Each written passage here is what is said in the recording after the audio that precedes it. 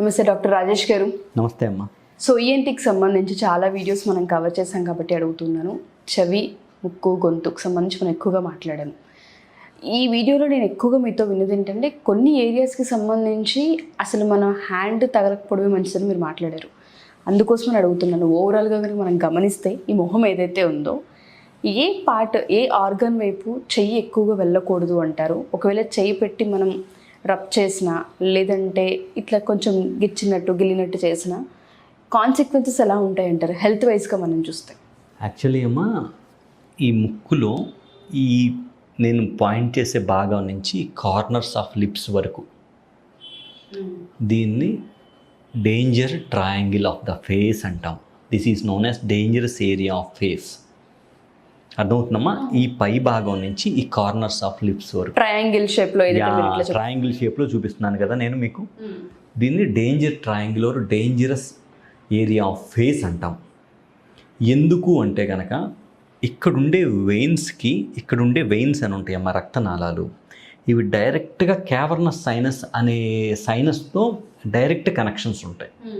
అంటే క్యావర్నస్ సైనస్ అంటేనేమో మెదడులో ఉండిద్ది. ఇక్కడి నుంచి ఇప్పుడు ఇక్కడ ఏదన్నా ఇన్ఫెక్షన్ కానీ ఏదన్నా వచ్చిందనుకోండి అమ్మా, ఈ వెయిన్స్ ద్వారా, అంటే వెయిన్స్ అంటే రక్తనాళాలు ద్వారా క్యావర్నస్ సైనస్లోకి వెళ్ళిపోవచ్చు. స్వతహాగా వెయిన్స్ అన్నిటికీ వాల్వ్స్ ఉంటాయి, అంటే ఒక డైరెక్షన్లోనే బ్లడ్ ఫ్లో చేసేటట్టు. కానీ ఈ వెయిన్స్కి, ఈ ఫేషియల్ వెయిన్కి కానీ ఇది వెళ్ళే క్యావర్నస్ సైనస్లోకి వీటికి వాల్వ్స్ ఉండవు. ఇక్కడ ఇన్ఫెక్షన్ వచ్చిందనుకోమ్మా, ఈ రక్తంలో బట్టి డైరెక్ట్గా ఇన్ఫెక్షన్ క్యావర్నస్ సైనస్లోకి వెళ్ళిపోవచ్చు, అంటే ఇక్కడి నుంచి మెదడులోకి. సో దట్స్ వై ఇక్కడ ఏదైనా పింపుల్స్ వచ్చినా ఈ ప్రాంతం కానీ అందుకే నేను ఇందాక కూడా అదే చెప్పానమ్మా, ఎంట్రుకలు పీకొద్దు. ఎందుకు అంటే కనుక ఇక్కడ పింపుల్స్ వచ్చినా, ఇక్కడ ఎంట్రుకలు పీకినా, ఇక్కడ ఏమన్నా ఇంజురీస్ అయినా, కట్ ఇంజురీస్ కానీ, దెబ్బలు ఏమన్నా తగిలినా, these veins are directly connected to cavernous sinus. Okay. So సొంత ట్రీట్మెంట్స్ పనికిరావు, చేయకూడదమ్మా. సో ఇక్కడ పింపుల్ వచ్చింది, దాన్ని గట్టిగా మనం ప్రెస్ చేద్దాం అనుకుంటాం. ప్రెస్ చేస్తే ఒక్కోసారి ఇన్ఫెక్షన్ ఆ వెయిన్లోకి వెళ్ళొచ్చు. ఓకే. నేను అనేది అది చెప్పాలనుకుంది. ఇక్కడ పింపుల్ వచ్చిందమ్మా, మనకు తెలియకుండా ఇక్కడ పింపుల్ ఉంది కదా అని చెప్పేసి ఇట్లా అంటారు. ఈ ప్రెస్ చేయడం మూలాన ఈ పింపుల్ అనేది రప్చర్ అయిపోయి ఇక్కడున్న ఇన్ఫెక్షన్ అనేది ఆ వెయిన్లోకి వెళ్ళొచ్చు. ఆ వెయిన్ అనేది it will carry directly to blood vessel.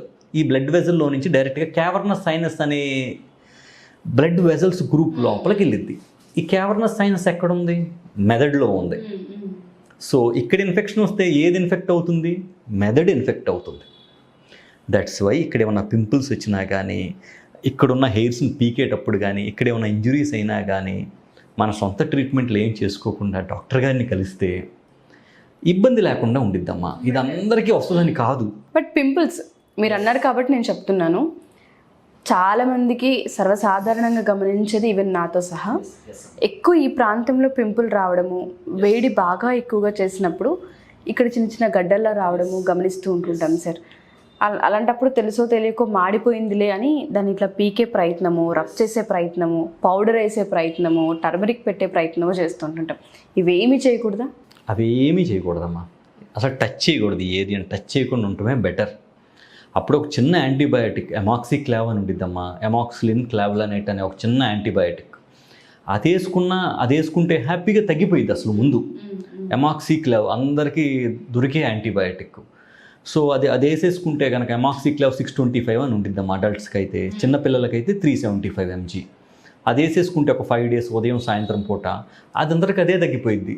దాన్ని అనవసరంగా మనం కదిలిచ్చి మనకు తెలియకుండా 10% ఆఫ్ ద కేసెస్ నేను మాట్లాడుతుంది. I'm not talking about 90%. 10% of కండిషన్స్లో ఇక్కడ వచ్చిన పింపుల్ మెదడుని ఇన్ఫెక్ట్ చేయొచ్చు. ఇప్పుడు ఈ క్యావర్నస్ సైనస్లో ఐకి సప్లై చేసే నర్వ్స్ కూడా ఉంటాయి. 3, 4, 6 అనే నర్వ్స్ ఐకి సప్లై చేస్తాయి. ఆ నర్వ్స్ మన కన్ను ఇలా తెరవాలన్నా ఆ నరువు పనిచేయాలి, కన్ను ఇలా మూయాలన్నా నరువు పనిచేయాలి, కనుగుడ్డుని పక్కకు తిప్పాలన్నా నరువు పనిచేయాలి, కనుగుడ్డుని ఈ పక్కకు తిప్పాలన్నా నరువు పనిచేయాలి, ఇట్లా పైకి చూడాలన్నా ఆ నరువు పనిచేయాలి. ఆ క్యావర్నస్ సైనస్లో 3, 4, 6 అనే నర్వ్స్కి ఇన్ఫెక్ట్ అయితే కన్ను ఇలా మూసుకుపోయి ఉండిద్ది, కన్ను ఇలా తెరవలేడు. దట్స్ వై ఇక్కడ ఏ ఇన్ఫెక్షన్ వచ్చినా there might be chances for getting infection in the cavernous sinus. Cavernous sinus infect అయితే కన్నే పోవచ్చు, ఒక్కోసారి కన్ను మూసుకుపోవచ్చు, ఒక్కొక్కసారి we can't revive the eye back also.